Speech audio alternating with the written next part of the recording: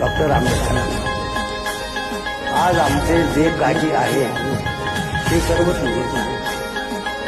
आज आमचे जे काही आहे ते सर्व तुझेच आहे.